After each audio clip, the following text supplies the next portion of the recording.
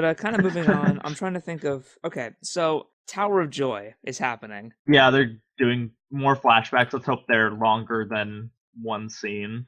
I think they need to be to like kind of keep up with George. And you would think that, but yet in last season they didn't even include the full thing, and Yeah.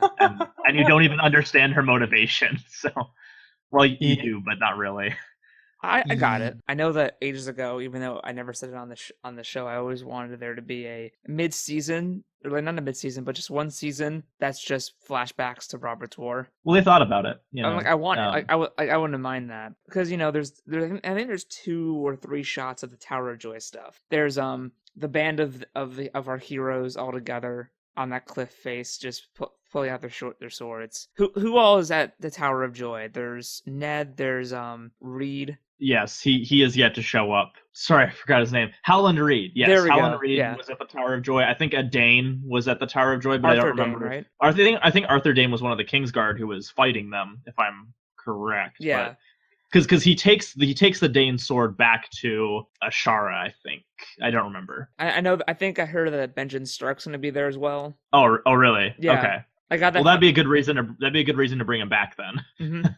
Yeah, I read that somewhere where they casted a young Benjen Stark. Well, there's more flashbacks. There's more than flashbacks of the Tower of Joy. They have Yeah. to show flashbacks to the tourney at Harrenhal. Yeah, they also casted a young Hodor and a young old Nan. Oh, So there's that. okay. Actually, Interesting. the kid they got to play young Hodor, fucking, that's good. That's good casting. So I had Okay. a theory, Okay. because a few months ago there was a picture that went around, and I'm actually going to link you guys as I'm saying this. There is this set photo. It is Jon Snow in armor, but it's not his typical Night's Watch armor. It is like a brown tunic with the green sleeves. Mhm. And at first I was all like, oh, so what the fuck is, like, of course, the big theory is that he's going to come back alive. I mean, he probably Yeah. definitely is.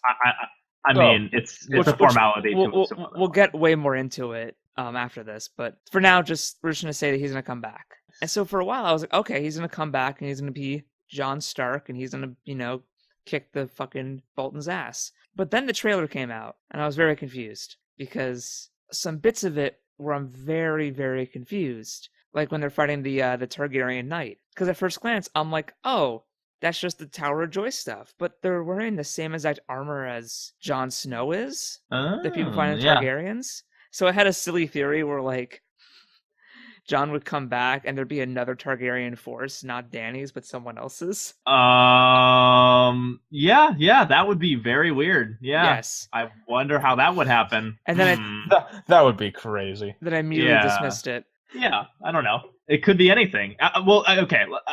I'm being cheeky, but given the show is apparently going in new directions, I would like. Never. I can't. I'd spoil way too much. Okay. My point is fine. that it's not impossible. I'll say that. Yeah. Well, because there was also that teaser that came out that had the Targaryen banner burning and someone saying that she's the queen of nothing. Yevosak. Yorak mahake sonyeri.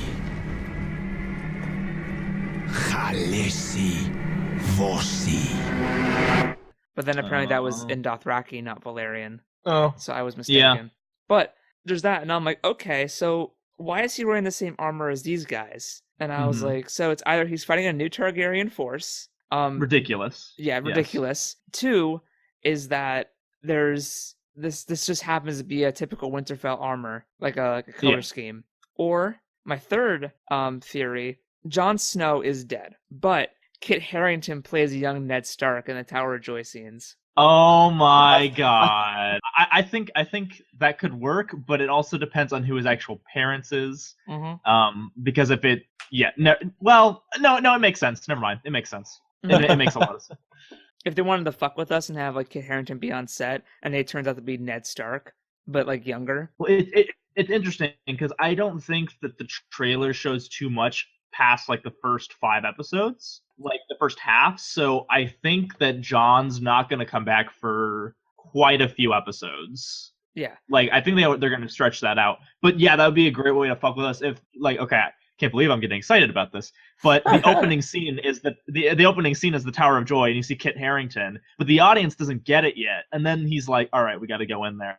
Yeah, she says, "Promise me, Ned," and you're like, "Oh," because like for someone who hasn't read the books, you're not gonna fucking get it. Yeah. And then you still probably won't get it, but still, Yeah, I think that'd be a great. Lyanna. I wouldn't mind. Because I would want Jon Snow to come back, but at the same time, if they pull that on me, I'd be like, you know what? That's okay with me. What? Yeah. Just I'd be like, cool. There's also I do think he'll come back, but I would like that a lot. Yeah. If they were going to go that route, so there's also this picture during a battle scene, and people speculate the man on that horse is Jon Snow. Oh, okay.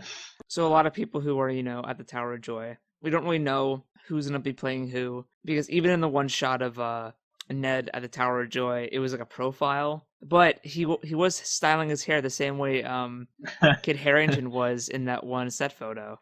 I'm convinced it's Kit Harington, and actually, yeah, we can. I'm convinced.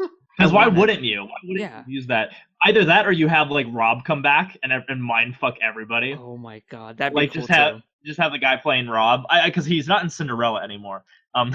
So he just come back and you're like, the fuck, Rob? And then it's like, nope, Tower of Joy, bitch. That would be kind of incredible. Yeah. So I'm trying to figure out who these people are at the because there's that shot of all the heroes on the cliff face, and you could tell it's Tower of Joy stuff. Yeah. I love how because I really wanted a prequel season, because I don't know, that plotline is so just. Maybe this is the backdoor pilot. You know what? I heard how they wanted to do like a mini series or something. I wouldn't mind. Yeah. On the side. And then Telltale Games wanted to do their game based on Robert's Rebellion, but they were like, we might do it someday, so just do something that happens in between 3 and 4. No, they won't. Rude. Don't lie to me. I know, right? I sent you guys the image of the heroes. I'm just gonna call them the heroes because I don't know all their names. And that era of Thrones is so like they're just so like epic, like typical heroes. Yeah, that's when it feels like so much more like sword and sorcery, even though sorcery isn't really a big thing back then. It feels like Robert's Rebellion was like the Lord of the Rings. Yeah, it was kind of was. Like because think of it, the villain was Mad King Ares. Like he was so Disney villainy. Like, and so burning people alive, classic Disney fare. Yeah. Someone fighting in a tournament for a lady's love. It's like it's so typical.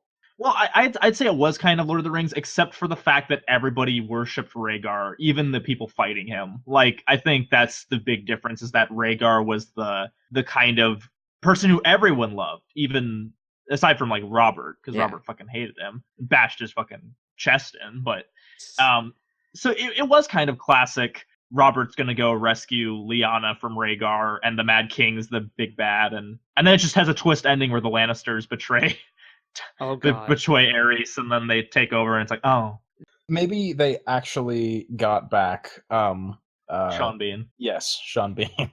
And what, they like CGI'd him to be younger?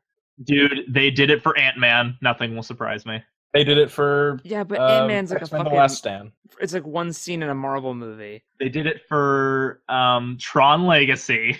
Okay, these are all films. Game of Thrones has such a high budget. Don't tell me that. Okay, not after everything that they have to do. You're saying okay. I'm putting you on record. You're saying that Game of Thrones cannot beat Tron Legacy Jeff Bridges level of CGI.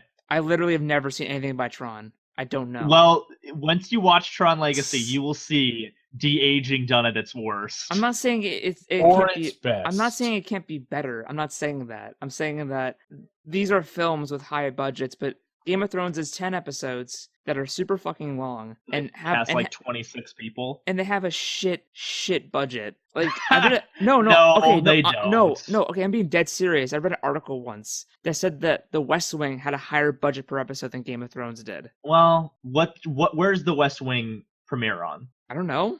Well, there you go. What is that? That doesn't negate my argument at all.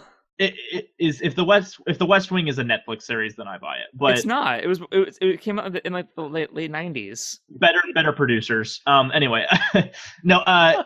It's I say Game of Thrones probably has the same amount of budget as Rome, which is a show I want to talk about at some point. But Rome, unfortunately, couldn't balance. Actually, I think Rome had more of a budget. I lied, because Rome had everything on location and barely any CGI. So Game of Thrones has less of a budget than Rome, but they've managed to keep their popularity up where they can slightly increase every year, I think. All right, so real quick, to make a movie, let's say an hour and a half long fantasy film, what do you guys think the budget would be? It depends the scope. If it's Lord of the Rings, probably 200 million is like million? standard. I was looking up the budget for Fellowship. Yeah.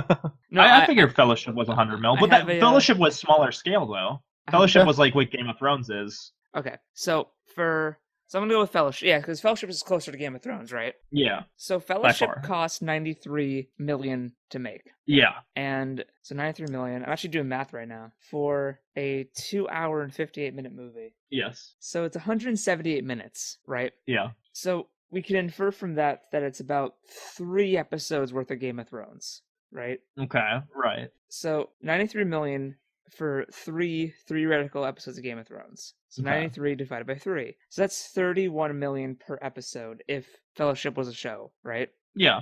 Okay. Yeah. So Game of Thrones per episode, the budget is 6 million. Yeah, but and plus it's like they have like maybe like a quarter of the budget. Like, look, you're arguing that the de-aging wouldn't look bad. That's not what I'm arguing at all. No, I'm arguing that like they wouldn't really have the money for that, like to even try that. Yeah, well, it depends what they're gonna do this season, because I have no idea. It's why the show has so many limitations. It's why I personally always thought that at least after season 1, the show should have been 2 books per season, or no, 2 seasons per book. Sorry, 2 books per. Well, that was last season.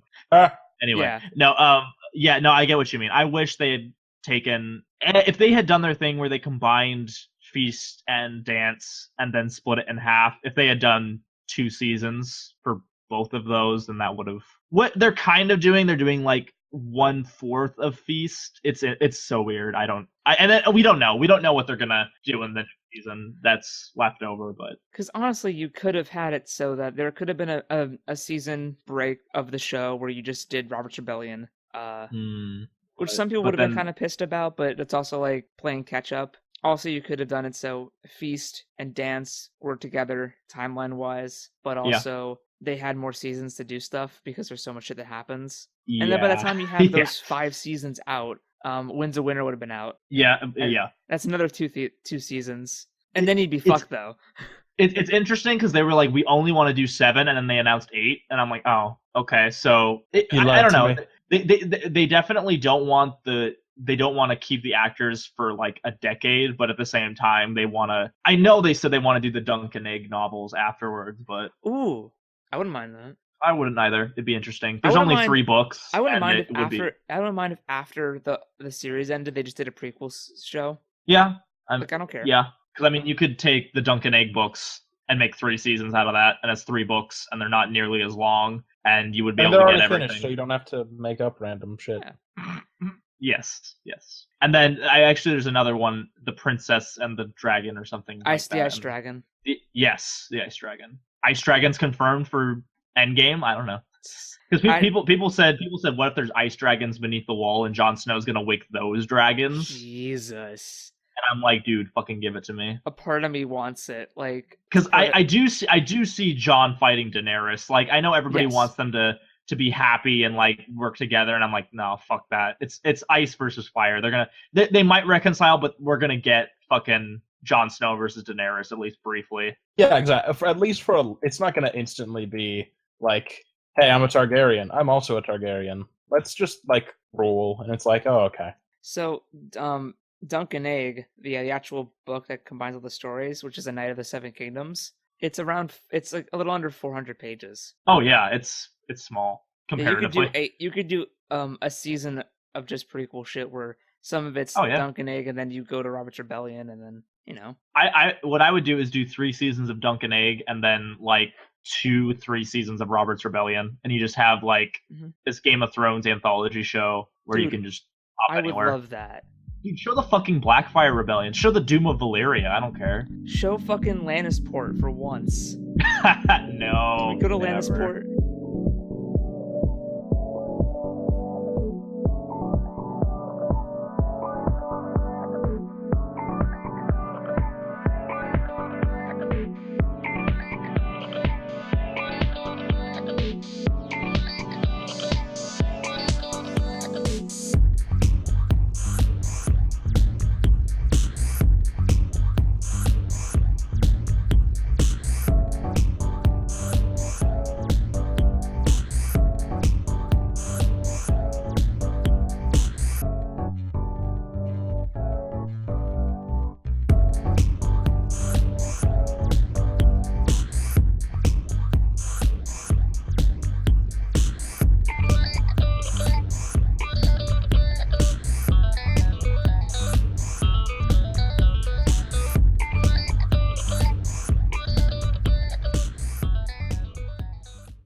understand that if any more words come pouring out your cunt mouth, I'm gonna have to eat every fucking chicken in this room.